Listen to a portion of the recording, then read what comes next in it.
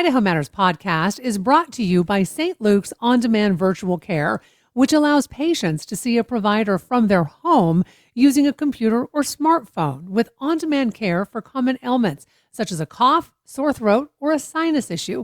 More information at stlukesonline.org. The Senate has eliminated federal funding for public media, including dollars already promised to Boise State Public Radio. In places where there's no cell service, we may be the only way communities get wildfire or flood alerts. We have always served you, not shareholders. And now we need your support. Donate today at boisestatepublicradio.org and help keep Idaho informed, connected, and prepared. From the studios of Boise State Public Radio News, I'm Samantha Wright, filling in for Gemma Gaudette. This is Idaho Matters. Katie, our web guru, is here. Can you pass me that bowl of blackberries, please? Thank you. Oh, look out. Dropping stuff. Okay, I am eating these little tiny blackberries. Okay. They grew, on a wild plant that just showed up in my front yard. Turns out blackberries and a lot of other edible wild plants grow all over Idaho. They can be tasty. This is very tasty. And nutritious if you know what you're looking for. And there's a book called Foraging Idaho that can help you find edible wild foods and help you avoid the dangerous ones. And the second edition of this book just came out. It's a Falcon guide. You may know those if you've been out. They have all kinds of guides. Here to tell us more about foraging in Idaho is author Christopher Naragish. Hi, Christopher. How badly did I do your last name? How are you today? Good. How did I do your last name right? Naragish? Good enough. Okay. Okay. Yeah. Hold on. I'm inhaling seeds. Christopher, so you're eating blackberries, right? I am. Okay. And these grew. It's a very good plant to start with, especially a beginner, because everybody recognizes them. Right. And you can find them all throughout North America. They're very, very common. It was a weird plant. It came into my yard. I did not plant this. It had long green branches. It hugged the ground. It had these nasty spikes on it, and I let it grow because I wasn't sure what it was. And then This year, it produced these gorgeous blackberries. It's a really good plant to cultivate, and it's easy to cultivate. But I put it on borders, between properties where you don't want people or dogs going through. Uh-huh. But it's actually a wonderful plant. People don't confuse it. There's really nothing to confuse it with, but people do not like the spines. I've been in areas in the summertime when they were so thick. I would go knock on a door and I'd say, "Hey, can I pick some of them?" And they'd say, "Take all you want. We don't want them." But if you go to the market, they're expensive. So this is a really good plant for people to start with who are just learning about botany and learning about the plants and wanting to stay out of trouble. Right, and looking for things to eat, foraging. Before we go any further, I'm going to say this before you say it, because you say it in the book a lot. Don't eat it if you don't know for sure what it is. You talk a lot about this in the book. Absolutely. I mean, I actually, you made a point about poisonous plants. I've been doing these classes for a very long time. I give field trips in the wild, and students often ask me, well, I should know all of the poisonous plants before I eat anything, right? And I say, no, you don't actually have to know any poisonous plants. Just know what you're eating. If you don't know what the plant is, don't eat it. Leave it alone. Show it to somebody. Today we have the internet. You could send a good picture and there might be a botanist who can identify it, but absolutely eat only what you know. If you don't know it, leave it alone or find out what it is beforehand. Exactly. Okay, we're going to talk about a few plants as we go, and we're going to talk about foraging. But first, we started with blackberries. Everybody seems to know what blackberries are, but I wanted to try something less familiar and tell me about it. What is biscuit root? I love this thing. Biscuit root is a very common native plant. Lewis and Clark discovered it on their journey through Idaho and through the Northwest, that the Native Americans were eating it. It's a low-growing plant. It has a starchy, bulbous area. It has an interesting fragrance, and the native people subsisted, along with meat and other things, of course. But we could say that was their potato up there in Idaho. And I would not advise people to start with biscuit root, even though it has a rich history. It's probably not. You're probably not going to confuse it with a poisonous plant, but it does have some poisonous quasi lookalikes. Mm. But it's a good one to know. It's a good one to learn about from a historical perspective. And again, here's another thing I want you to be aware of so you don't get pushback from environmentalist people who think that you're ruining the environment. Some of the native plants may be in a more fragile environment.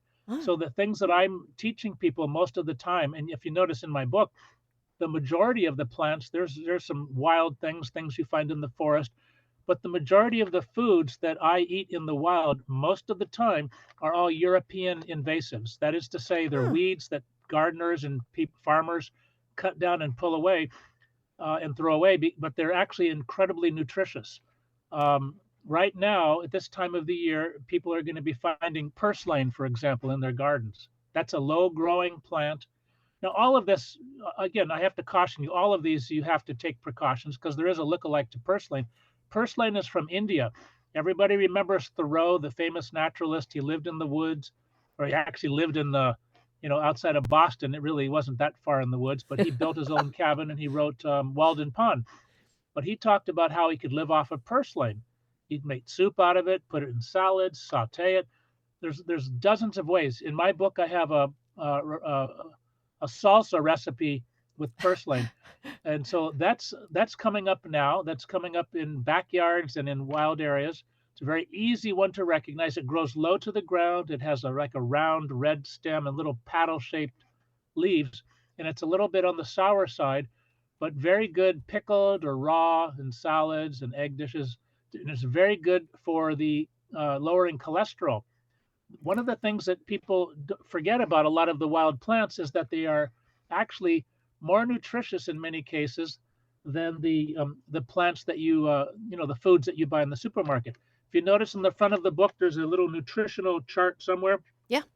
and in the purslane section, I mentioned that it's the richest plant source of omega-3 fatty acids. So this is something worth taking advantage of. Well, you If you have farmers markets, you'll see some of the farmers selling bundles of purslane for $5 or so. I remember talking to a farmer once and asking, "Do you grow the purslane?" He was speaking in Spanish. It was verdolago. "Do you grow the verdolago, or do you pick it?" He looked at me and he laughed and he said, "Yeah, we just pick it. We don't have to grow it. It grows everywhere." So, but it is an incredibly nutritious plant. Researchers have found that when they feed it to chickens, they get a low cholesterol egg. How do you like that? If you oh my like eggs, gosh.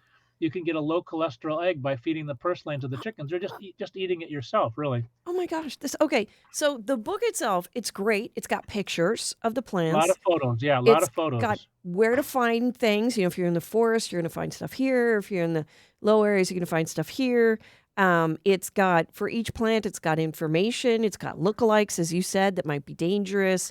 Right, and Um, there is a chart. There is a map in the front of the book.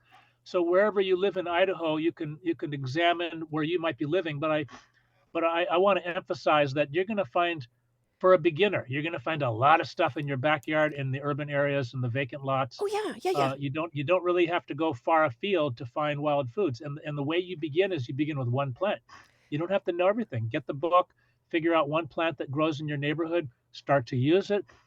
See how your body, you may not like some of the ones. Some people won't like biscuit root. They may not like fireweed, but there's lamb's quarter, there's purslane. These are like akin to things that you're normally eating, and they're way more nutritious. And I suspect that everybody listening to this, they do a short walk around the neighborhood. If they live in the urban or suburban area, they're going to find lots of wild foods. Well, aside from Not the only the not only the blackberries that you're nibbling on. right, and aside from blackberries, the one thing that stood out to me was cattails, because you have cattails in the book. Cattails are everywhere around here. You see them all the time. You do stuff with them all the time. We pick them and play with them, but they're You food. know, cattails are actually something that are found worldwide. It's clearly one of the first things that I learned when I was starting out because it's so conspicuous. I mean, for those who don't know what we mean, it looks like a hot dog on a stick It is. when it turns brown. So people used to use those in dried floral arrangements, but they're all over the world. They're all over North America. They're all over Europe. And when I was first beginning to teach, which was a long time ago, there were people who were survivors from World War II who lived in Poland and Germany and different countries that I would talk to. And they told me that, when everybody, the problem with when you're fighting is you're not working your farm and you're not working your store. And people were living off of nettles, which is in Idaho, and they were living off of cattails. And a lot of the wild plants they would use to extend their existing food supply, which was wheat and potatoes and whatever they could get. But if you know the cattail, do you know the cattail plant with the brown spike? Yes. So when it turns brown, you can't eat it. No. You have to get there a little bit early in the spring when it's still green. It looks like a green corn on the cob. You boil the whole thing. Oh, wow. And I've had wild food cooking workshops where we have all of these ingredients, whatever's in season, and people always love the cattail green spikes, the spikes of spring. You might find some now, but it's a little late in the season. And you butter it and you eat it like corn on the cob. You eat the soft stuff off of the hard core, and it's really delicious. Tastes like corn. You can also eat. There's several parts you can eat. You can shake that cattail. I mean that hot dog looking spike, which is the flower spike, and you shake out the yellow pollen, and it's like a fine flour, and it's sweet. It takes you a while. It probably takes me an hour to get a cup or so of the fine pollen. Now, the native people used that as a talcum powder, but you can add it to pancakes, bread, any type of a pastry product, even pasta for that matter. Gives it a yellow color and it gives it a sweet flavor. So that's another food source. And then what I like the most, and what I guess I'd have to say I eat the most, would be the shoots. Before, the plant is a rhizome. It's sprawling around in the wet areas, along streams, along the edges of lakes. You find a spike, a plant that has not started to produce its flower. If it produces its flower, you can't eat the shoot because it's gone rigid already. It's gone woody. But if it's still a young shoot, you just tug it up, peel off the green area, and the white inner side. It's maybe could be a foot long and maybe as thick as your thumb. It's like a white inner core. It tastes like you're eating cucumber. Oh, wow. And I really like it. And a warning here, although it's really easy to recognize it, if you suspect that the water is not pure, you probably don't want to put it in a salad. You want to cook it like a vegetable in a soup or a stew or a stir fry. Well, But there are other sources of food from the cattail as well, and I use them. I use the leaves for my basketry and my weaving classes too. you've got all kinds of not only ways to use the plant, medicinal uses of the plant, history of the plants. You've got a ton of information in this book. You also talk about not over harvesting. You talk about making sure you can harvest legally. All of that. It's a great book. We've got about a minute left. What's your favorite plant in the book, if you can do it in 60 seconds? Well, my favorite. It's like, what's my favorite child, right? Lamb's quarter and nettle are everywhere. And I think they're probably two of the best and most nutritious plants that people should learn about. Lamb's quarter, just think of it as like a wild spinach. It's arguably one of the most nutritious plants in the world. You can probably grow it year round, even though it's an annual, till the snow comes. And then nettle, we collect it from the wild. If I don't have enough, I go to somebody's yard and they say, "Hey, can I pick your nettle for free and take it away?" And they look at me like I'm crazy because most people don't like it. But it's highly nutritious. It's good for your vascular system, good for you to breathe well. And I highly recommend everybody who goes and gets the books learn about nettle, purslane, and lamb's quarter, and these common plants that are in your backyard. There's never a reason to go hungry if you have Foraging Idaho. That's right. That's right. It's even you've even got dandelions in here. So I mean, it's great. We've been speaking with author Christopher Narragish about the Narragish, about the second edition of the book Foraging Idaho. Christopher, thanks for coming on. Give us a peek. That was great. Hey, it was my pleasure. Thank you so much. I'm Gemma Gaudette, and this is Idaho Matters. These days, there's so much news, it can be hard to keep up with what it all means for you, your family, and your community. The Consider This podcast from NPR features our award-winning journalism. 6 days a week, we bring you a deep dive on a news story and provide the context and analysis that helps you make sense of the news. We get behind the headlines. We get to the truth. Listen to the Consider This podcast from NPR.